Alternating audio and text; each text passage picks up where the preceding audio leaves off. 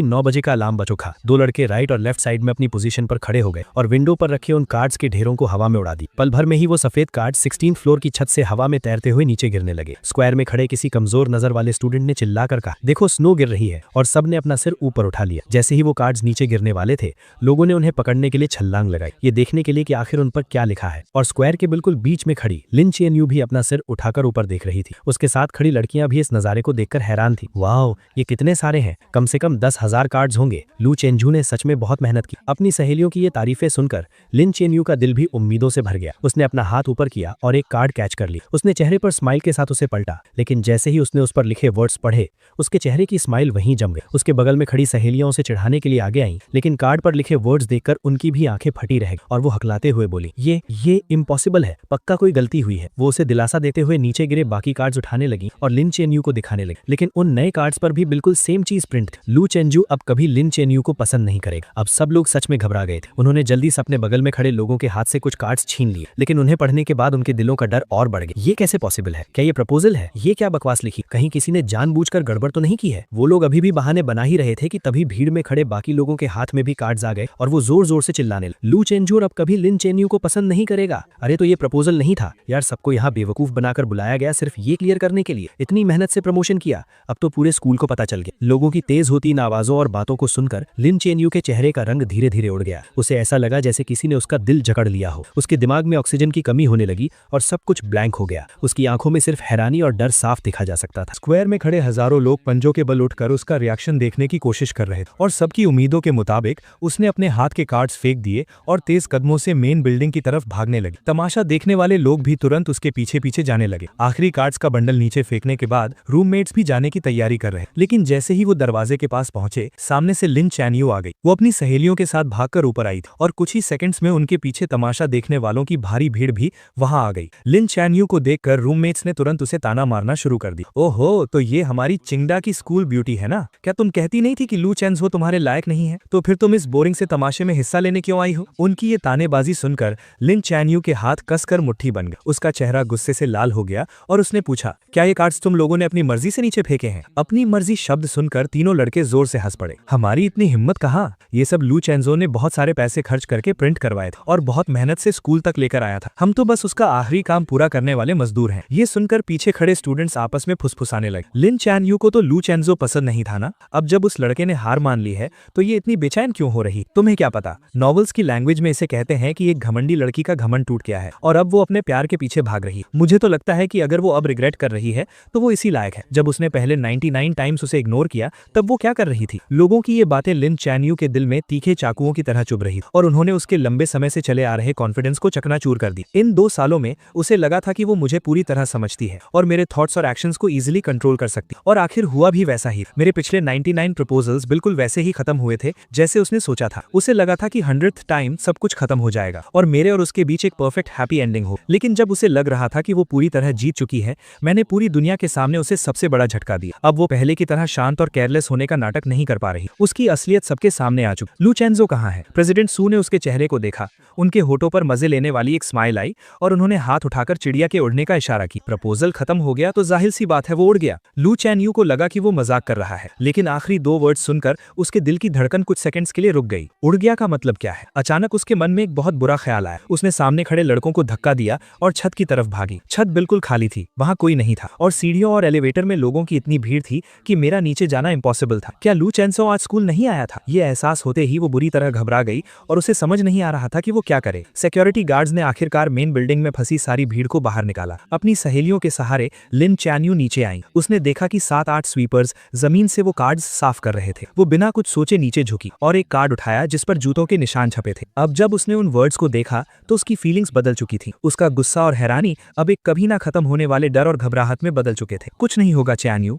लू चेंजो ने ये सब पक्का उस सस्पेंशन वाले मामले के गुस्से में किया होगा। तुम वापस जाओ और उसे अच्छे से एक्सप्लेन करो। अपने दिल की सारी बातें उसे बता दो। वो तुम्हें बहुत पसंद करता है, वो तुम्हें पक्का माफ कर देगा। हाँ, उसने तुम्हें 2 साल चेज किया है और 99 टाइम्स प्रपोज किया है। इस बार वो पक्का बस ऐसे ही गुस्सा दिखा रहा है। तुम उसे थोड़ा सा मना लोगी तो वो मान जाएगा। हालांकि सब लोग उसे पॉजिटिव बातें बोलकर समझा रहे थे, लेकिन लिन चैन यू के सिक्स्थ सेंस उसे बता रही थी कि इस बार सब कुछ पहले से बिल्कुल अलग है। वो अपनी उस घबराहट को रोक नहीं पा रही थी और उसे अपनी सहेलियों की बातें भी शोर लग रही थी। परेशान होकर वो सीधा कार ड्राइव करके अपार्टमेंट की तरफ निकल गई। वो मुझे मुझे ढूंढकर सब कुछ क्लियर करना चाहती थी। 10:30 पर उसने अपनी कार पार्क की और जैसे ही सोसाइटी के गेट पर पहुंची उसने डस्टबिन साफ करने वालों को देखा। अचानक उसे कल रात का वो सीन याद आ गया जब मैं जमीन पर बैठकर कुछ जला रहा था। उस वक्त भी उसे लगा था कि कुछ अजीब है, लेकिन उसने मुझसे पूछा नहीं। अब वो देखना चाहती थी कि आखिर मैंने क्या जलाया था, लेकिन गार्ड ने वहां नया डस्टबिन रख दिया था। क्लीनिंग ट्रक दूर जा चुका था तो मजबूरन लिन चैन्यू हाथ में वो कार्ड लिए ऊपर चली गई। एलिवेटर का दरवाजा खुलते ही वो सामने रखे कुछ बड़े लगेज बॉक्सेस के कारण अंदर ही फंस गई। पास खड़े लड़के ने देखा कि वो बाहर नहीं आ पा रही है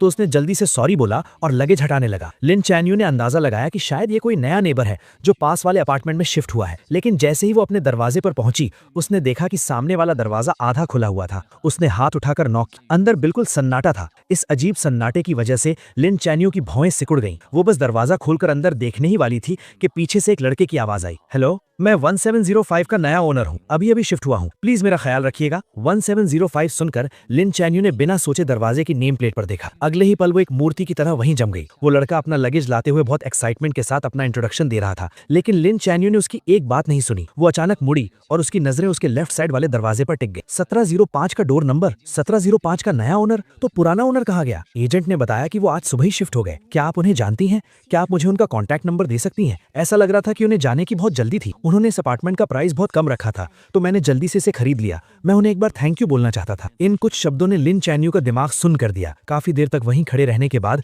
उसे अचानक होश आया। वो साइड हुई और उसने उस आधे खुले दरवाजे को धक्का देकर खोल दिया। रूम पूरी तरह खाली था। कुछ फर्नीचर को छोड़कर वहां कोई भी पर्सनल चीज नहीं थी। वो कमरा एक नए घर की तरह एकदम साफ था। उस लड़के ने लिन चैन्यू के पीले पड़ते चेहरे पर ध्यान नहीं दिया और अभी भी दांत दिखाते हुए हंस रहा था। साफ है ना? एजेंट ने बताया कि उस भाई ने 3 दिन तक सफाई की। क्योंकि सारा सामान ले जाना मुश्किल था तो उसने बहुत सी चीजें फेंक भी दी। लिन चैन्यू को याद ही नहीं था कि वो अपने घर वापस कैसे पहुंचा। जब उसे होश आया तो उसने खुद को दरवाजे के पास जमीन पर गिरा हुआ पाया। उसके पैरों में कोई जान नहीं बची थी और वो पूरी पसीने में भीगी हुई थी, जैसे अभी अभी पानी से निकाली गई हो। उसने अपना फोन निकाला, वी चैट पर मेरी प्रोफाइल ओपन की और कांपते हाथों से कुछ वर्ड्स टाइप किए। तुम यहाँ से शिफ्ट क्यों हो गए? जैसे ही उसने सेंड बटन दबाया स्क्रीन पर एक लाल निशान आ गया। उस लाल निशान को देखकर उसकी आंखें कुछ सेकंड्स के लिए वहीं टिक गईं। फिर भी उसे यकीन नहीं हुआ तो उसने कुछ और मैसेजेस सेंड किए, लेकिन हर बार वही सेम फेल्ड मैसेज की वार्निंग आई। फोन की स्क्रीन को देखकर उसे ऐसा लगा जैसे किसी ने उसका गला घोंट दिया हो और उसकी सांस रुकने लगी। जैसे ही उसकी सांस रुकने वाली थी फोन बजा। उसने अपना हाथ हटाया और फोन उठाया। तभी उसे अपनी रूममेट की घबराई हुई आवाज सुनाई दी, चीएनयू, गड़बड़ हो गई, लू चेंजू इटली चला गया है।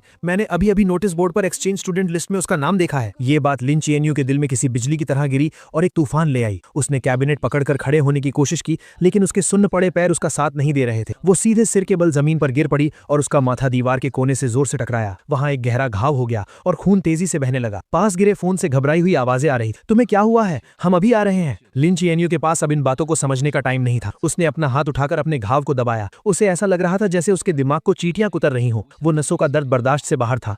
वो सिकुड़कर गोल हो गई और उसके गले से दर्द भरी कराह निकलने लगी। उसकी आंखों के सामने अंधेरा छा गया। पूरी तरह बेहोश होने से पहले उसके दिमाग में बस वही एक लाइन चल रही थी जिसे उसने आज ना जाने कितनी बार पढ़ा था और जो उसके दिल पर छप चुकी थी, लू चेंजू अब कभी लिन चीएनयू को पसंद नहीं करेगा। लिन चीएनयू को बहुत गहरी चोट आई थी। किस्मत से उसकी जान बच गई, लेकिन उसे आईसीयू में एडमिट करना पड़ा। जब उसे होश आया तो उसे पता चला कि 3 दिन बीत चुके हैं। उसकी सहेलियों ने उसके बेड के पास खड़े होकर चैन की सांस ली और फिर उसे बताने लगी कि उसके बेहोश रहने के दौरान क्या क्या हुआ था। जो खबर उन्हें मिली थी उसके हिसाब से लू चेंजू 3 दिन पहले ही इटली पहुंच चुका था, लेकिन अभी तक उसके एडमिशन की फॉर्मेलिटीज पूरी नहीं हुई थी। सुना है कि लिस्ट पब्लिक होने के बाद किसी ने स्कूल में उसकी कंप्लेन कर दी कि उसने अभी कुछ टाइम पहले एग्जाम में चीटिंग की थी, इसलिए उसका एक्सचेंज प्रोग्राम कैंसिल कर देना चाहिए। अगर उसका प्रोग्राम कैंसिल हो गया तो उसे पक्का वापस आना पड़ेगा। चीएनयू, तुम टेंशन मत लो, वो कहीं भाग नहीं सकता। लिन चीएनयू का दिल जोर से धड़कने लगा और उसकी आंखें फटी की फटी रह गईं। वो अभी इस शॉकिंग न्यूज से बाहर भी नहीं आ पाई थी कि दरवाजे पर नॉक हुआ। एक रूममेट भागकर दरवाजा खोलने गई और बाकी तीनों हैरानी से देखने लगी। उन्होंने देखा कि फेमस प्रोफेसर जांग बहुत गुस्से में अंदर आए। उन्होंने बेड पर लेटी लिन चीएनयू की तरफ एक नजर देखा। उनका वो बिना कुछ कहे डराने वाला ऑरा ऐसा था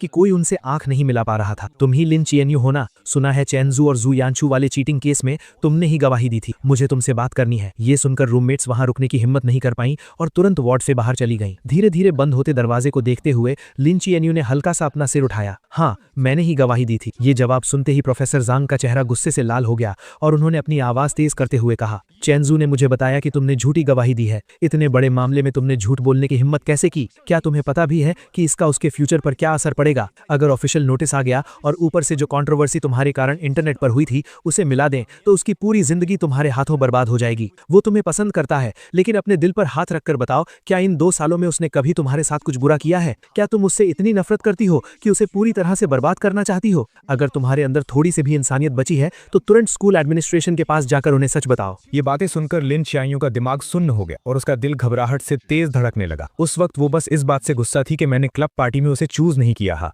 वो बस मुझे माफी मांगने पर मजबूर करना चाहती थी, इसलिए उसने टीचर जाओ से झूठ बोला था। उसने कभी सपने में भी नहीं सोचा था कि इसके इतने बड़े कॉन्सिक्वेंसेस हों। उसने अपने माथे की चोट की परवाह किए बिना स्ट्रगल करके उठने की कोशिश की ताकि वो प्रोफेसर जैंग के साथ स्कूल जाकर सच बता सके। जैसे ही वो दोनों वार्ड से बाहर निकले, हॉस्पिटल स्टाफ ने उन्हें रोक लिया। डॉक्टर्स उसे जाने नहीं देना चाहते थे और उसे समझाने लगे, लेकिन उसने किसी की एक नहीं सुनी और स्कूल जाने की जिद पकड़ ली। प्रोफेसर जैंग ने पहले ही डिसिप्लिनरी कमेटी के हेड को कांटेक्ट कर लिया था। लिन चियांग ने डिजाइन कॉलेज के डीन और टीचर जाओ के सामने मान लिया कि चीटिंग जो यानशु ने की थी। जो यानशु को बिल्कुल उम्मीद नहीं थी कि वो अचानक ऐसे पलट जाएगी। वो तुरंत घबरा गई और रोते हुए बोलने लगी कि उसने कुछ नहीं किया। टीचर जाओ को भी उम्मीद नहीं थी कि वो अपनी गवाही ऐसे बदल देगी, इसलिए उन्हें समझ नहीं आ रहा था कि वो किस पर ट्रस्ट करें। लिन चियांग ने एकदम कोल्ड फेस के साथ अपना फोन अनलॉक किया और एक फोटो निकाली। ये एक लेटर है जो यानशु ने पहले मुझे अपने हाथों से लिखा था। थोड़ी देर में मेरे फैमिली मेंबर्स इसका ओरिजिनल डॉक्यूमेंट लेकर आ जाएंगे। आप इस लेटर की हैंडराइटिंग और उस चीट शीट की हैंडराइटिंग मैच कर सकते हैं। ये सुनकर जो यानशु फूट फूट कर रोने लगी। चियांग, मैं यानशु हूं,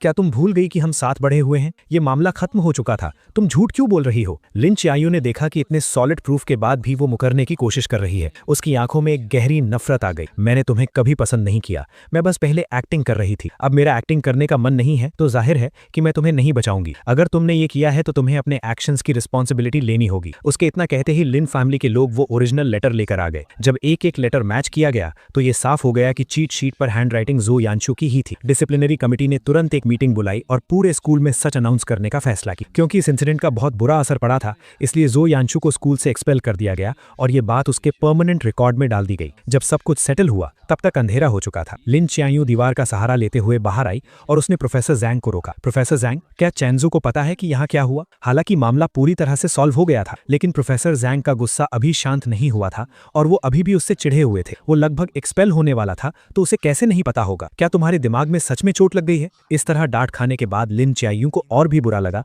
लेकिन वो फिर भी कुछ पूछना चाहती थी। अब जब सब कुछ ठीक हो गया है तो क्या वो वापस आएगा? ये एक्सचेंज प्रोग्राम पूरे डिजाइन कॉलेज में सिर्फ एक ही था और चैनजू ने इसे अपनी मेहनत से हासिल किया था। वो इटली में 3 साल तक अपनी स्टडीज पूरी करेगा और वापस आने के बाद उसका फ्यूचर बहुत ब्राइट होगा। वो वापस क्यों आएगा? और वैसे भी क्विंगडा में तुम्हारे जैसे लोग हैं, अगर वो वापस नहीं आएगा तो कम से कम उसे तकलीफ तो नहीं सहनी पड़ेगी। अगर मुझे पता होता कि वो इतना अंधा है कि तुम्हारी जैसी लड़की को पसंद करेगा तो मैंने उसे उसी वक्त समझाया होता कि पार्टनर चुनते वक्त अपनी आंखें खुली रखनी चाहिए। जब मुझे प्रोफेसर जैंग का सब कुछ ठीक होने वाला कॉल आया, मैं बीच पर सन बात ले रहा था। मुझे नहीं पता कि प्रोफेसर ने लिन चियांग से सच कैसे उगलवाया, लेकिन मैंने उन्हें दिल से थैंक यू कहा। प्रोफेसर जैंग ने मुझे कुछ और एडवाइस दी और फिर अपनी मीटिंग के लिए चले गए। मैंने अपने बगल में रखा जूस पिया और आराम से अपनी बीच चेयर पर लेट गया। 3 दिन पहले मैं इटली पहुंचा था और मेरा प्लान सीधा एडमिशन की फॉर्मेलिटीज पूरी करने का था, लेकिन स्कूल एडमिनिस्ट्रेशन ने वेरिफिकेशन के लिए चाइना कॉल किया और अचानक मुझे बताया कि मेरे एडमिशन में कोई प्रॉब्लम है और अभी प्रोसेस नहीं हो सकता। मैंने अपने रूममेट से पूछा, तब मुझे पता चला कि किसी ने छुपकर मेरी कंप्लेन की है। इसलिए मैंने प्रोफेसर जैंग को कांटेक्ट किया,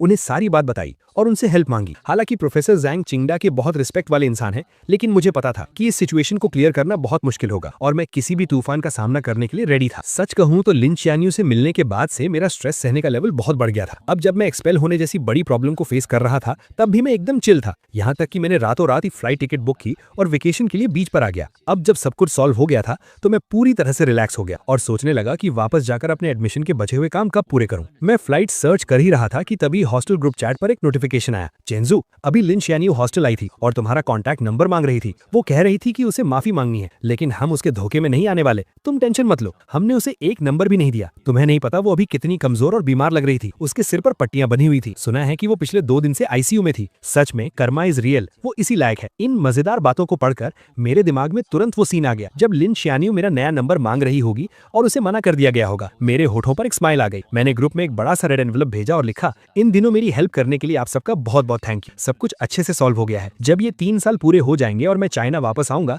तो मैं आप सबको ट्रीट दूंगा और पर्सनली थैंक यू कहूंगा। मिलान वापस जाने की सबसे अर्ली फ्लाइट बुक करने के बाद मैंने अंगड़ाई ली और खड़ा हो गया। मैं उस सॉफ्ट बीच पर चलते हुए अपने होटल की तरफ जाने लगा। इस बार एडमिशन का प्रोसेस एकदम स्मूथली हो गया, कोई प्रॉब्लम नहीं। मैंने अपने हाथ में ऑफिशियल स्टैंप लगे डॉक्यूमेंट्स और अपना नया स्टूडेंट आईडी कार्ड देखा और मेरे चेहरे पर एक सेटिस्फैक्शन वाली स्माइल आ गई। क्या आप हॉस्टल में रहेंगे या अपना अपार्टमेंट ढूंढेंगे? मैंने पहले ही एक अपार्टमेंट ढूंढ लिया है। मुझे इंटरनेशनल स्टूडेंट्स वाले क्राउडेड हॉस्टल्स में रहना पसंद नहीं है, इसलिए मैंने आने से पहले ही स्कूल के पास एक छोटा सा अपार्टमेंट खरीद लिया था। मैं तुरंत अपना लगेज लेकर वहां चला गया। वहां पहुंचने के बाद मैंने अपने सामने सीढ़ियां देखी और अपने भारी सूटकेस को उठाने की कोशिश की और एक लंबी सांस ली। मैं सोच ही रहा था कि क्या मुझे पैसे देकर किसी से हेल्प लेनी चाहिए कि तभी एक बहुत ही खूबसूरत लड़की मेरे पास आई। उसने इंग्लिश में मुझसे पूछा कि क्या मुझे हेल्प चाहिए। मैंने जल्दी से सिर हिलाकर हाँ कर दी। उस खूबसूरत लड़की ने मेरा लगेज उठाने में हेल्प की और हम सीढ़ियां चढ़ने लगे। रास्ते भर हम बातें करते रहे।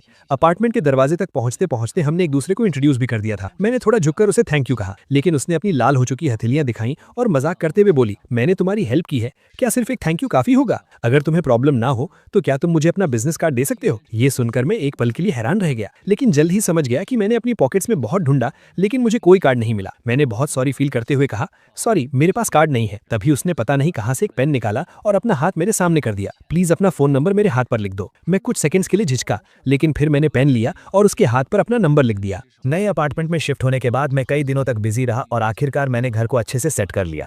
रात को मुझे एक मैसेज मिला कि इस बैच के सभी इंटरनेशनल एक्सचेंज स्टूडेंट्स की रिपोर्टिंग पूरी हो चुकी है और कल ऑडिटोरियम में एक वेलकम सेरेमनी होगी। मैंने टाइम नोट कर लिया और अगले दिन सुबह जल्दी घर से निकल गया। इन कुछ दिनों में जब भी मुझे फ्री टाइम मिलता था मैं स्कूल में घूमता था, लेकिन स्कूल बहुत बड़ा था और सारी बिल्डिंग्स एक जैसी ही दिखती थी, इसलिए मैं रास्ता भूल गया। टाइम होने ही वाला था और मैं किसी से रास्ता पूछने ही वाला था कि अचानक मेरा फोन बज उठा। एक अननोन नंबर था। कुछ सेकंड सोचने के बाद मैंने पिक कर ली। मुझे एक बहुत ही जानी पहचानी आवाज सुनाई दी, लेकिन मैं याद नहीं कर पा रहा था कि ये किसकी आवाज है। मैं अभी कंफ्यूज ही था कि अचानक पीछे से किसी ने मेरे कंधे पर हाथ रखा। मैंने पीछे मुड़कर देखा तो वो सिल्विया थी, वही खूबसूरत लड़की जिसने कुछ दिन पहले मेरी हेल्प की। वो स्माइल करते हुए मुझे हाय कह रही थी और उसका फोन अभी भी उसके कान पर था। तब मुझे समझ आया कि ये उसका नंबर था। मेरे चेहरे पर एक सरप्राइज भरा एक्सप्रेशन आ गया। हम दोनों एक साथ हंस पड़े। तुम कहाँ खोए हुए हो? मैंने सच सच बता दिया कि मैं रास्ता भटक गया हूँ। ऑडिटोरियम का नाम सुनकर उसने तुरंत कहा कि उसे भी वहीं जाना है और वो मुझे रास्ता दिखा सकती है। मैं भी वहीं जा रही हूँ, चलो मैं तुम्हें ले चलती हूँ। मुझे उस पर कोई शक नहीं हुआ। हम दोनों एक भूल भुलैया जैसे कॉलेज कैंपस में घूमते हुए हंसते बोलते जा रहे थे।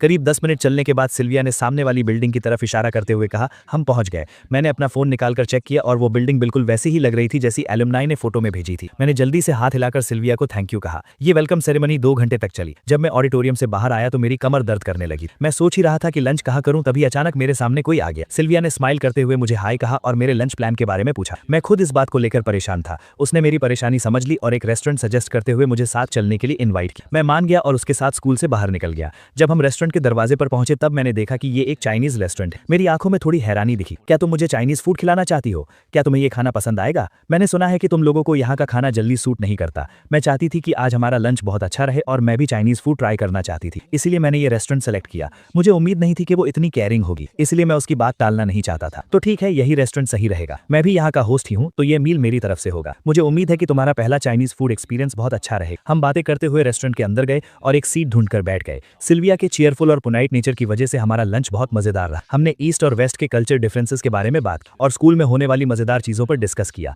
हम बहुत जल्दी अच्छे दोस्त बन गए। लंच के बाद सिल्विया मुझे मेरे अपार्टमेंट तक छोड़ने आई। जाते वक्त उसके चेहरे पर एक उदासी सी। क्या मैं तुम्हें इस वीकेंड एक आफ्टरनून टी के लिए इनवाइट कर सकती हूँ? वीकेंड पर मौसम बहुत अच्छा था, इसलिए मैं खुशी खुशी चला गया और सिल्विया के साथ एक गार्डन कैफे में बैठकर बातें करने लगा। झील के पास से सफेद कबूतरों का एक झुंड उड़ता हुआ आया और एक पंख धीरे से मेरे सिर पर आ गिरा। सिल्विया ने देखा और हंसते हुए उसे हटाने के लिए खड़ी हुई। हम दोनों एक दूसरे के बहुत करीब और दूर से देखने पर ऐसा लग रहा था जैसे हम बहुत क्लोज हों। मैंने अपनी हंसती हुई आंखें ऊपर की और कहा, थैंक यू। मैंने जैसे ही ये कहा मेरी नजर अचानक बाईं तरफ गई और मेरी आंखें वहीं जम गई। वो औरत जो दरवाजे पर खड़ी थी, जिसके माथे पर पट्टी बंधी थी और जिसका चेहरा बिल्कुल उतरा हुआ था, वो मुझे लिन कियान यू जैसी क्यों लग रही थी? मैं उसे ध्यान से देख भी नहीं पाया था कि वो औरत गुस्से से मेरी तरफ आने लगी। उसने अपनी खून से लाल हो चुकी आंखों से नीचे रखे टेस्टी केक्स को देखा और उसकी नजरें हम दोनों के बीच घूमने लगी। ये कौन है? ये जानी पहचानी आवाज सुनकर मुझे पक्का हो गया कि ये लिन कियान यू ही है। मुझे नहीं पता था कि उसे कैसे पता चला कि मैं यहाँ हूँ, लेकिन मुझे उसे देखकर कोई हैरानी नहीं हुई। मुझे पता था कि एक न एक दिन वो मेरे पीछे इटली जरूर आएगी। आखिरकार लिन कियान यू की नजरों में मैं उसका एक ऐसा शिकार था जिसे वो आसानी से पकड़ सकती थी। वो मुझे अपनी नजरों से दूर भागने नहीं दे सकती थी। मैं उसे दोबारा फेस करने के लिए पहले से ही तैयार था, इसलिए उसके इतने बुरे बर्ताव के बाद भी मैं एकदम शांत। मेरी नई दोस्त है, कोई काम है क्या? दोस्त? कैसी दोस्त? तुम्हारी गर्लफ्रेंड है ना? आखिरी कुछ शब्द लिन क्यान यू ने दांत पीसते हुए कहे। उसने कभी सपने में भी नहीं सोचा था कि वो इतनी बुरी चोट के साथ हजारों मील दूर मुझे सब कुछ सच बताने आएगी और मुझे किसी और लड़की के साथ डेट करते हुए देखेगी। तुम्हें विदेश आए हुए कुछ ही दिन हुए हैं और तुमने नई लड़की ढूंढ ली। क्या तुम वो नहीं हो जिसने 2 साल तक मुझे प्यार किया और 99 टाइम्स रिजेक्ट होने के बाद भी हार नहीं मानी? क्या ये तय नहीं हुआ था कि 100 टाइम हम साथ होंगे? वो अपनी बात से क्यों मुकर गया? तुमने अपने वादे तोड़ दिए। मैंने उसे कुछ भी बोलने का मौका नहीं दिया। पुरानी बातें दोबारा छेड़ने का कोई फायदा नहीं है। तुम्हारे पीछे भागना सच में कोई इज्जत की बात नहीं थी। अगर मैं भूल गया तो क्या हुआ? क्या मुझे भूल नहीं जाना चाहिए था? तुम्हारे पास इस खूबसूरत चेहरे के अलावा और कुछ भी नहीं है। अब मुझे तुम में कोई इंटरेस्ट नहीं है और मैं कुछ नया ट्राई करना चाहता हूँ। क्या इसके लिए भी मुझे तुमसे परमिशन लेनी पड़ेगी? मेरी इन बातों ने लिन क्यान यू की बोलती बंद कर दी। वो मुझे हैरानी से देखने लगी। उसकी आंखों में सिर्फ शक था। चेंसू, इन कुछ दिनों में तुम्हारे साथ क्या हुआ है? हमने तो तय किया था ना। इन दिनों मेरी लाइफ बहुत अच्छी चल रही है। मैं अच्छा खा रहा हूँ, पी रहा हूँ, अच्छी नींद ले रहा हूँ और तुम्हारी मेहरबानी से मेरे पास घूमने का भी टाइम है। लेकिन तुम्हारे अचानक आ जाने से मुझे बहुत गुस्सा आ रहा है। अगर तुम्हें मेरी बात समझ आ रही है तो प्लीज इस कैफे से बाहर चली जाओ। सच कहूँ तो तुम मेरी और इस ब्यूटीफुल लेडी की डेट खराब कर रही हो। ये कहते वक्त मेरा टोन एकदम हल्का था, जैसे मैं जो कह रहा हूँ वो बिल्कुल नॉर्मल बात हो। मेरे इस कोल्ड एटीट्यूड को देखकर लिन क्यान यू का पहले से उतरा हुआ चेहरा और भी सफेद पड़ गया। तब जाकर उसे एहसास हुआ कि अब सच में सब कुछ उसके कंट्रोल से बाहर जा चुका है। पहले मुझसे गलती हुई थी। मुझे तुम्हारी फीलिंग्स के साथ नहीं खेलना चाहिए था। आई एम सॉरी चेंसू, प्लीज मुझे माफ कर दो। क्या तुम मुझे एक और मौका नहीं दे सकते? उसके कांपते हुए हाथों को देखकर मैंने अपनी भौहें उठाई और ताना मारते हुए कहा, मैं स्कूल ब्यूटी की माफी डिजर्व नहीं करता। तुम टेंशन मत लो, अब से हम दोनों एक दूसरे के लिए अजनबी हैं। तुम्हें अब डरने की जरूरत नहीं है कि मैं तुम्हारे पीछे भागूंगा। मेरी आंखों में ये डिटर्मिनेशन देखकर लिन क्यान यू समझ गई कि मैं मजाक नहीं कर रहा हूँ। वो बहुत घबरा गई और उसने अनजाने में ही मेरा हाथ इतनी जोर से पकड़ा कि मेरे चेहरे पर सिकन आ गई। सिल्विया को हम दोनों की बातें समझ नहीं आ रही थी। शुरुआत में उसे लगा कि हम बस दोस्त हैं और बात कर रहे हैं, लेकिन जब उसने देखा कि मेरा हाथ लाल हो गया है तो वो जल्दी से खड़ी हुई और मुझे छुड़ाने की कोशिश करने लगी। लिन क्यान यू के लिए ये एक खुला चैलेंज जैसा था। उसने बिना सोचे सिल्विया का हाथ झटक दिया। सिल्विया धक्का लगने से कुछ कदम पीछे लड़खड़ाई। लिन क्यान यू ने उसे बहुत ठंडी नजरों से घूरा और मेरा हाथ पकड़कर मुझे अपने साथ खींचने लगी। सिल्विया ने दीवार का सहारा लेकर खुद को संभाला। जब उसने देखा कि मैं उसके साथ नहीं जाना चाहता तो उसने आकर सीधा लिन क्यान यू के मुंह पे थप्पड़ जड़ दिया और अगले ही पल दोनों आपस में बुरी तरह लड़ने लगी। बहुत से कस्टमर्स डर गए कि कहीं उन्हें भी चोट ना लग जाए, इसलिए वो बाहर भागने लगे। सेकंड फ्लोर पर मौजूद ओनर ने तुरंत पुलिस को कॉल कर दिया। पुलिस ने आकर उन दोनों को अलग किया जो गुस्से में पागल हो चुकी थी और दोनों को पुलिस स्टेशन ले गई। लिन क्यान यू के सिर की पट्टी खुल गई थी जिससे उसका वो भयानक घाव दिखने लगा था। उसे देखकर पुलिस को भी डर लग रहा था और उन्हें लगा कि सिल्विया एक बीमार इंसान के साथ मारपीट कर रही थी। सिल्विया बार बार खुद को डिफेंड कर रही थी और चोट खाई लिन क्यान यू भी पीछे नहीं हट रही थी। वो जिद कर रही थी कि पहले सिल्विया ने हाथ उठाया था। दोनों काफी देर तक बहस करती रहीं। पुलिस के कान पक गए लेकिन उन्हें समझ नहीं आया कि किसकी गलती है। आखिरकार हार मानकर उन्हें इकलौते चश्मदीद गवाह यानी मुझसे पूछना पड़ा, क्या आप बता सकते हैं कि वहां असल में क्या हुआ था? ये सवाल सुनते ही दोनों तुरंत मुड़ी और बहुत उम्मीद से मेरी तरफ देखने लगी। मैंने बिना किसी झिझक के अपना हाथ उठाया, लिन क्यान यू की तरफ इशारा किया और कहा, पहले इसी ने उसे धक्का दिया था। ये सुनकर लिन क्यान यू वहीं जम गई। उसे यकीन नहीं हो रहा था कि मैं उसके खिलाफ गवाही दूंगा। उसकी आवाज कांप रही थी। मैंने तो बस उसे हल्का सा धक्का दिया था, पहले थप्पड़ उसने मारा था। चेंजो, तुम ऐसा क्यों कर रहे हो? बात यहीं रुक गई। लिन क्यान यू के दिमाग की बत्ती जली और उसे एक झटके में समझ आ गया कि मैंने ऐसा क्यों कहा। वो मुझसे बदला ले रहा था। वो चाहता था कि मैं भी बिना किसी गलती के झूठे इल्जाम सहने का दर्द फील करूं। ये बात समझ आने के बाद वो एक शब्द भी नहीं बोल पाई। पुलिस को चाइनीज समझ नहीं आ रही थी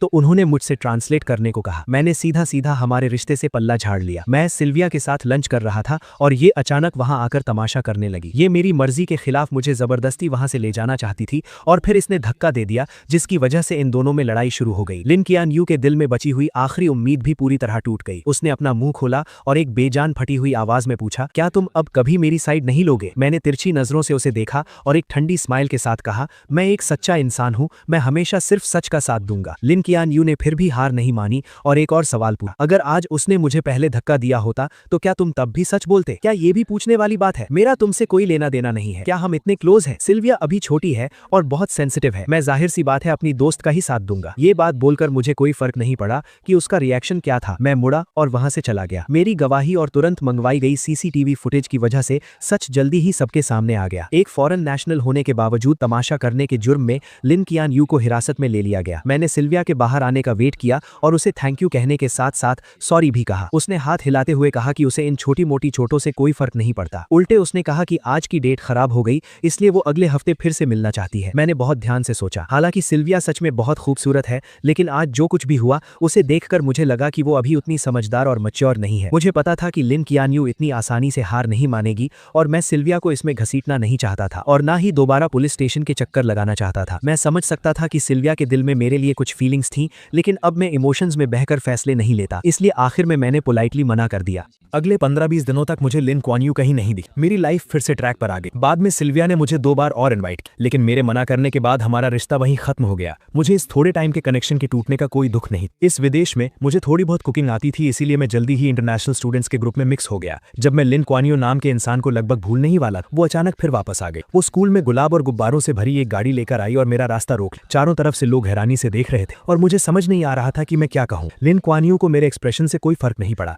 उसने सीधे अपने दिल की बात कह दी, चेंजो, अगर मैं भी 100 टाइम्स तुम्हें प्रपोज करूं तो क्या तुम मुझे एक और मौका दोगे? अगर मैं कुछ महीने पहले वाला इंसान होता तो ये बातें सुनकर खुशी से रो पड़ता, लेकिन अब मुझे कोई फर्क नहीं पड़ा, बल्कि ये सुनकर मेरे रोंगटे खड़े हो गए। कितना चीप ड्रामा है और कितने क्रिंजी डायलॉग्स हैं। उस वक्त मुझ पर कौन सा भूत सवार था कि मैंने सबके सामने इतनी बार उसे ऐसे प्रपोज किया था। उन पुरानी बातों को याद करके मुझे दुख नहीं होता, बल्कि खुद पर शर्म आती है कि मैंने ये सब कैसे किया। इस वक्त मेरे सामने खड़ी लड़की क्या कह रही थी, मैंने एक वर्ड भी नहीं सुना। काफी देर तक कोई जवाब ना मिलने पर लिन क्वान यू और घबराने लगी। वो बेचैन हो गई और टेंशन में मेरी तरफ देखने लगी। मैंने सीधा उसकी नजरों को इग्नोर किया, पीछे मुड़ा और दूर खड़े लोगों को हाथ हिलाकर बुलाया, हाय गुचिंग शुए, गुसीची, तुम लोग कहाँ जा रहे हो? लिन क्वान यू ने मेरी नजरों का पीछा किया, तब उसे समझ आया कि मैं किसी और से बात कर रहा हूँ। ये देखकर लिन क्वान यू का दिल जैसे जम सा गया। लिन क्वान यू, चेंजो। बात अभी पूरी भी नहीं हुई थी कि गुचिंग शुए नाम की वो लड़की मेरे पास आई। उसकी आवाज बहुत फ्रेंडली थी। हम कैंपिंग पर जाने का प्लान कर रहे हैं चेंजो, क्या तुम भी चलोगे? मौसम बहुत अच्छा था, वीकेंड का कोई प्लान नहीं था और सामने एक बहुत बड़ी मुसीबत खड़ी थी। मेरे पास मना करने का कोई रीजन नहीं था, इसीलिए मैं तुरंत राजी हो गया। मैंने हंसते हुए उससे आज रात के प्लान्स के बारे में पूछा।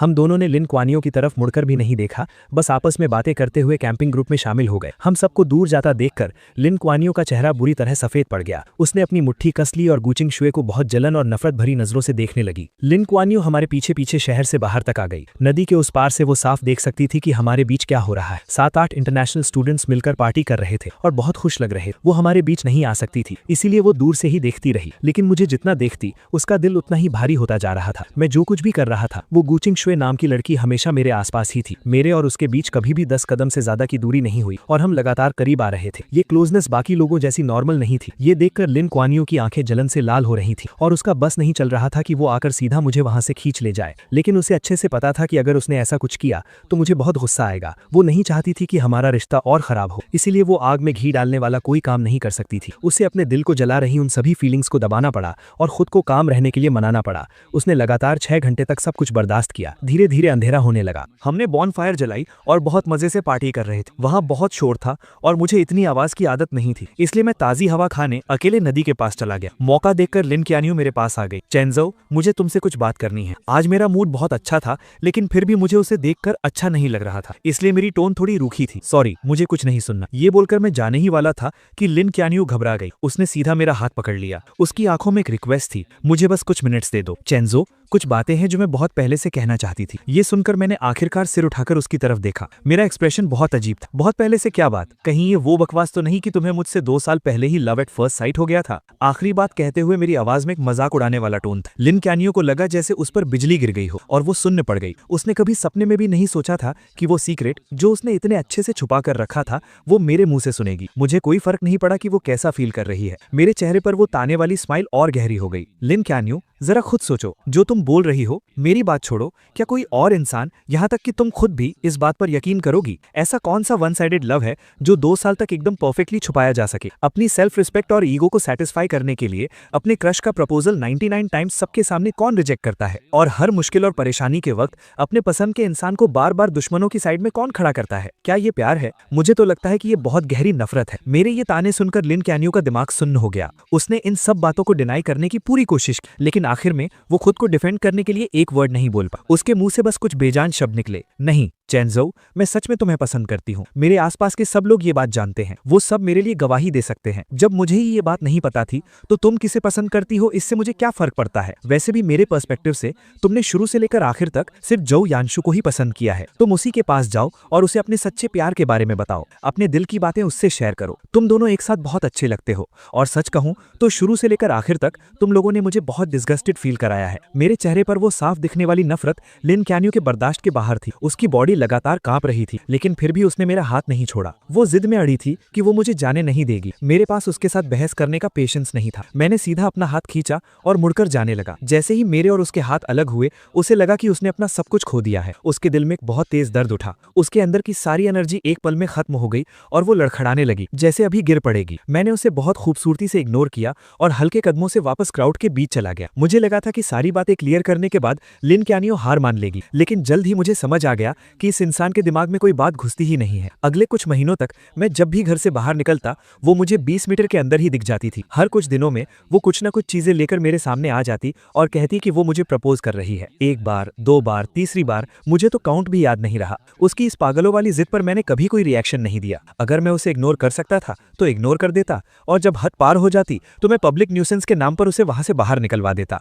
इन सब चीजों की वजह से पूरे स्कूल को लिन क्यानियो नाम के इंसान के बारे में पता चल गया था। सबको पता था कि वो पागलों की तरह मेरे पीछे पड़ी है, इसलिए वो जहां भी जाती लोग उस पर उंगलियां उठाते, लेकिन उसे कोई फर्क नहीं पड़ा। वो बस मेरी ही परछाई बनकर घूमती रही। उसे लगा कि अगर वो कोशिश करती रहेगी तो एक दिन वो मेरा दिल जीत लेगी, लेकिन रियलिटी उसकी सोच से बहुत अलग था। मैं उसके किसी भी एक्शन से इंप्रेस नहीं हुआ, बल्कि मैंने उसके सामने दूसरी लड़कियों के प्रपोजल भी एक्सेप्ट कर ली। लिन क्यानियो के पास सिर्फ बेबस होकर मुझे आसपास की लड़कियों के करीब जाते देखने के अलावा और कोई ऑप्शन नहीं। धीरे धीरे लिन क्यानियो को मुझे हमेशा लड़कियों से घिरे देखने की आदत पड़ने लगी। उसे मानना ही पड़ा कि मैंने सही कहा था। मैं कभी भी उसकी प्रॉपर्टी नहीं था। बार बार रिजेक्ट होने के बाद वो एकदम सुन्न पड़ चुकी। मैं कितनी भी कड़वी बात कह दूं या उसे कैसी भी नफरत भरी नजर से देखूं, उसे अब दर्द फील होना बंद हो गया। वो गिनती करती रही, 1 से लेकर 50 तक। सर्दियां बीत गईं, स्प्रिंग आ गया और फिर अर्ली समर आ गया। उसे लगा कि दिन ऐसे ही शांति से कटते रहेंगे, 50 से 100 तक, और शायद 101वीं बार भी। लिन क्यानियो ने कभी हार मानने का नहीं सोचा। जब उसे लगने लगा था कि वो सब कुछ नॉर्मल तरीके से हैंडल कर सकती है, मैं एक लड़की का हाथ पकड़े उसके सामने आ गया। मैंने हंसते हुए आसपास के लोगों को बताया कि ये मेरी गर्लफ्रेंड है। उस पर लिन क्यानियो को लगा जैसे आसमान टूटकर उसके सर पर गिर गया हो। उसने अपना सारा कंट्रोल खो दिया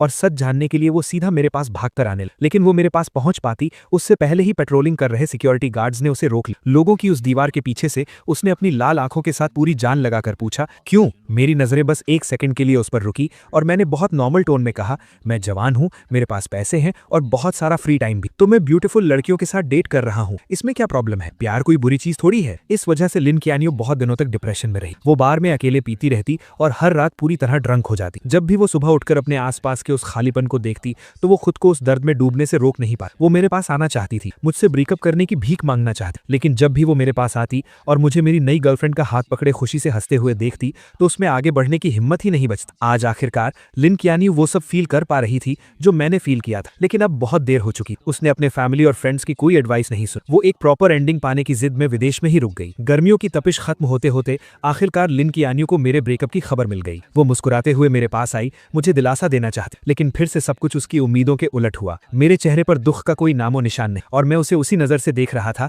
जैसे कुछ महीनों पहले देखता था। लिन क्यानियो के चेहरे की स्माइल जम गई। उसने थोड़ा हिचकिचाते हुए पूछा, क्या तुम्हें कोई तकलीफ हुई है? मैंने एक बहुत पोलाइट स्माइल दी। हमने म्यूचुअली ब्रेकअप किया है, हम दोनों की मर्जी, इसमें क्या तकलीफ है? ये सुनकर लिन क्यानियो का दिल थोड़ा शांत हुआ, लेकिन अगले ही सेकंड मेरी बात ने उसे चौंका दिया। और वैसे भी अगर मुझे कोई तकलीफ हुई भी होती तो वो उन 2 सालों की तकलीफ के सामने कुछ भी नहीं है। क्या तुमने वो सब खुद अपनी आंखों से नहीं देखा था? तो फिर यहाँ मगरमच्छ के आंसू बहाकर फेक सिंपैथी क्यों दिखा रही? मेरी आखिरी बातों ने लिन क्यानियो को बेचैन कर दिया। वो खुद को एक्सप्लेन करना चाहती थी, लेकिन मैंने उसे कोई मौका नहीं। मैं उन पुरानी बातों को एक्सप्लेन कर सकती। शेंचू बस करो, अब मुझे ये सब सुनकर इरिटेशन हो रही है। लिन क्यानियो, मेरे सामने एक्टिंग करना बंद करो, ओके? अब मुझे तुम्हारी एक्टिंग देखने में कोई इंटरेस्ट नहीं। अगर तुम्हें अटेंशन चाहिए तो वापस चाइना जाओ और जोयांशु और अपनी उन सहेलियों को ढूंढो, ठीक है? वो लोग खुशी खुशी तुम्हें सर आंखों पर बिठाएंगे। शोर मत करो। मेरी इन बातों से लिन क्यानियो का चेहरा शर्म से लाल हो गया। मैंने उसे धक्का देकर साइड किया और सीधा टीचिंग बिल्डिंग की तरफ चला गया। किंग ने आसपास के सब लोगों को मेरे नाम के लिए करेक्ट कर दिया था। अब सब मुझे मेरे इंग्लिश नाम से बुलाते थे। बहुत कम लोगों को पता था कि मैं ही वो लू छेंशु हूं जिसे प्रपोज किया जा रहा है। इस पॉइंट तक आते आते लिन क्यानियो के प्रपोज करने के सारे आइडियाज खत्म हो चुके थे। आखिरकार उसके पिछले 99 प्रपोजल्स मुझे हिला तक नहीं पाए थे। अब वो सच में बेबस हो चुकी थी। आखिर में एक दोस्त की एडवाइस पर उसे एक आइडिया आया, 100th प्रपोजल। उसने स्कूल के स्मॉल गार्डन को सिलेक्ट किया। उसने वहां एक बहुत बड़ा डोमिनो इफेक्ट सेटअप किया जिसमें हमारी पहली मुलाकात का सीन बना हुआ था। उसने पेड़ों पर बहुत सारी स्टार लाइट्स लगा दी और रात में गार्डन की कैंडल्स जलाकर मुझे पास्ट की यादों में ले जाने का प्लान बनाया। मुझे धोखे से वहां बुलाने के लिए लिन क्यानियो ने बहुत से लोगों की हेल्प ली और दर्जनों प्लान्स बनाए। इस बार वो मुझे पक्का यकीन दिलाना चाहती थी कि उसे सच में मुझे देखकर लव एट फर्स्ट साइट हुआ था और अब उसे अपनी गलती का सच में बहुत पछतावा है। सब कुछ रेडी था, लेकिन जब तय किया हुआ टाइम आया मैं वहां नहीं पहुंचा। लिन ख्यान्यू पूरी तरह से पागल हो गई। उसने कार से हर वो जगह ढूंढी जहां मैं हो सकता था। 9 बजे का अलार्म बजा। वो अंधेरा गार्डन अचानक लाइट से जगमगा उठा। अनगिनत बलून्स हवा में उड़ने लगे। ऊपर से गुलाब की पंखुड़ियां गिरने लगी। हवा में एक रोमांटिक पियानो म्यूजिक गूंजने लगा और डोमिनोज के गिरने की वो लगातार टिक टिक आवाज आने लगी जो अपने आप स्टार्ट हो गए थे। हर सेकंड के साथ एक डोमिनो गिर रहा था। 10 मिनट से ज्यादा टाइम तक ये चलता रहा और जैसे ही आखिरी डोमिनो गिरा सारी कैंडल्स जल उठी। लेकिन लिन ख्यान्यू को लगा कि उसके शरीर की सारी ताकत खत्म हो गई है। जब सब कुछ खत्म हो गया तो उसका फोन बजा। स्क्रीन पर एक अननोन इंटरनेशनल नंबर था, लेकिन कॉल पिक करते ही उसने तुरंत पहचान लिया कि लाइन के दूसरी तरफ मैं था। मैंने सुना है कि तुम आज रात अपना 100th प्रपोजल करने वाली हो। अफसोस कि मैं अभी चाइना में हूँ। I am really sorry. Lin ख्यान्यू ने अपने दिल के दर्द और उस बेचैनी को दबाया और ऐसा बिहेव किया जैसे उसे कोई फर्क नहीं पड़ रहा हो। कोई बात नहीं, तुमने मुझे कॉल किया, मैं इतने में ही बहुत खुश हूँ। अगर तुम चाहो तो मैं 101st और 102nd प्रपोजल भी तैयार कर सकती हूँ। उसकी आवाज में एक छुपी हुई उम्मीद थी, जैसे वो पहले ही ये सपना देख रही थी कि मैंने उसे माफ कर दिया है। उसकी कोई जरूरत नहीं है। मैंने आज तुम्हें सिर्फ 2 बातें बताने के लिए कॉल किया है। लिन ख्यान्यू का गला सूख गया और उसने फोन को कसकर पकड़ लिया। पहली बात, मैं तुम्हें एहतियात के तौर पर बता दूं कि अभी सर्दियां चल रही हैं और हवा बहुत रूखी है। अगर तुम्हारा नाटक खत्म हो गया हो तो गार्डन की वो सारी कैंडल्स जल्दी से बुझा देना, कहीं ऐसा ना हो कि आग लग जाए। ये सुनकर लिन ख्यान्यू ने अपना सिर ऊपर उठाया और देखा कि एक सूखा पत्ता धीरे धीरे नीचे गिर रहा है। दूसरी बात, मैं तुम्हें गुड न्यूज देना चाहता था। मैं फिर से रिलेशनशिप में हूँ और ये गर्लफ्रेंड मेरी पिछली गर्लफ्रेंड से भी ज्यादा खूबसूरत है। तुम्हारे प्रपोजल्स 100th टाइम पर ही रुक सकते हैं। मेरी इन कुछ नॉर्मल सी बातों ने लिन ख्यान्यू के दिमाग में अनगिनत गूंज पैदा कर दी। एक ही पल में उसे लगा जैसे उस पर किसी ने जादू कर दिया हो। उसके माथे पर एक बहुत तेज चुभने वाला दर्द होने लगा। उस भयानक दर्द में उसके शरीर में कोई जान नहीं बची। उसका फोन धड़ाम से नीचे गिरा और सीधा एक कैंडल स्टैंड पर जा लगा। कुछ ही सेकंड्स में गार्डन में बहुत तेज आग फैल गई, लेकिन उसने वहां से भागने या मदद के लिए चिल्लाने की कोई कोशिश नहीं की। वो एक मूर्ति की तरह वहीं खड़ी रही और उस गार्डन का एक हिस्सा बन गई। पूरी रात बीत गई। गार्डन के सारे पेड़ जलकर राख हो गए। शुक्र है कि किसी की जान नहीं गई। फायर फाइटर्स टाइम पर पहुंच गए और उन्होंने धुएं से बेहोश होने वाली लिन ख्यान्यू को बचा लिया। हालांकि किस्मत से उसकी जान बच गई थी, लेकिन इस आग की घटना से चिंगडा स्कूल एडमिनिस्ट्रेशन बहुत गुस्से में था। उन्होंने स्ट्रिक्ट एटीट्यूड के साथ कहा कि वो इसके लिए जिम्मेदार इंसान को नहीं छोड़ेंगे। प्राइम सस्पेक्ट होने के नाते पुलिस ने लिन ख्यान्यू को अरेस्ट कर लिया। जब लिन फैमिली को यह खबर मिली तो वो बहुत परेशान हो गए। उन्होंने उसे बचाने के लिए अपने सारे कनेक्शंस का इस्तेमाल किया, लेकिन क्योंकि ये एक इंटरनेशनल केस था, लिन ख्यान्यू के लिए बिना सजा के बचना इम्पॉसिबल था। आखिरकार लिन फैमिली को अपनी आधी प्रॉपर्टी कॉम्पनसेशन में देनी पड़ी। तब जाकर चिंगडा एडमिनिस्ट्रेशन शांत हुआ। इस भयानक इंसिडेंट के कारण लिन ख्यान्यू को 6 महीने जेल में बिताने पड़े। उसका नाम यूरोप की ब्लैक लिस्ट में भी डाल दिया गया और उसे देश से बाहर निकाल दिया गया। उसे लाइफ टाइम के लिए बैन कर दिया गया था। जेल से बाहर आते ही उसे एयरपोर्ट भेज दिया गया ताकि उसे वापस चाइना डिपोर्ट किया जा सके। आसपास के लोगों को समर क्लोथ्स पहने देखकर लिन ख्यान्यू, जो अभी तक एक सपने में खोई हुई थी, उसे आखिरकार होश आया। सर्दियां बीत चुकी थी, अब गर्मियां आ गई थी। कई महीने गुजर चुके थे, लेकिन वो एक बार भी मुझसे मिलने नहीं आया। ये एहसास होते ही उसके दिल में बहुत सी फीलिंग्स उमड़ पड़ी। उसे समझ नहीं आ रहा था कि वो डिसअपॉइंट थी या अकेलापन फील कर रही थी। अभी बहुत लाइफ बाकी है, दोबारा मिलने का मौका जरूर मिलेगा। लिन ख्यान्यू खुद को बस यही दिलासा दे रही थी, लेकिन जैसे ही वो मुड़ी उसने देखा कि मैं स्ट्रीट क्रॉस करके बाहर आ रहा हूँ और मेरे हाथ में एक खूबसूरत लड़की का हाथ था। अपनी सहेलियों की भेजी फोटोज से वो समझ गई थी कि ये मेरी गर्लफ्रेंड है। मैंने सिर उठाया तो मेरी नजर उस पर पड़ी। मैंने बहुत ही फ्रेंडली तरीके से उसे हाय कहा, जो मैं नॉर्मली नहीं करता था, और फिर मैंने उसे बहुत कॉन्फिडेंस के साथ सच बता दिया। हाय, लॉन्ग टाइम नो सी, मैं अभी जर्मनी ट्रिप से वापस आया हूँ। तुम तो आखिरकार बाहर आ ही गई। वक्त सच में बहुत जल्दी बीत जाता है। मैं तुम्हें इंट्रोड्यूस करा दूं, ये मेरी नई गर्लफ्रेंड मोनिका है। चाइना वापस लौटने के बाद लिन ख्यान्यू ने कुछ लोगों के थ्रू मुझे एक मैसेज भिजवाया था। उसने पूछा था कि क्या मैं ये सब एक्टिंग कर रहा हूँ या ये मेरा सच है। मैंने उसे कोई रिप्लाई नहीं दिया। अब तक मैं लिन ख्यान्यू को पूरी तरह समझ चुका था। वो कहती थी कि वो मुझसे प्यार करती है, लेकिन असल में वो सिर्फ खुद से प्यार करती थी। उसके लिए मैं बस शो ऑफ करने वाला एक खिलौना था। विदेश में स्टडीज के दूसरे साल में मैंने हर मौके का फायदा उठाया और बहुत सारे कॉम्पिटिशन्स में हिस्सा लिया। दिन गुजरते गए और जल्द ही मेरे 3 साल का एक्सचेंज प्रोग्राम खत्म हो गया। मैं गोल्ड मेडल से भरा एक बॉक्स लेकर चाइना वापस आ गया। फ्लाइट से बाहर आते ही मैंने देखा कि मेरे पेरेंट्स और रूममेट्स हाथों में फूल लिए मेरा वेलकम करने के लिए खड़े हैं। जहां तक लिन ख्यान्यू का सवाल है, मुझे पता है कि अब उसके पास मेरी लाइफ में दोबारा एंट्री करने का कोई मौका नहीं है। हम दोनों इस दुनिया की भीड़ में बस एक दूसरे के पास से गुजरने वाले 2 अजनबी हैं।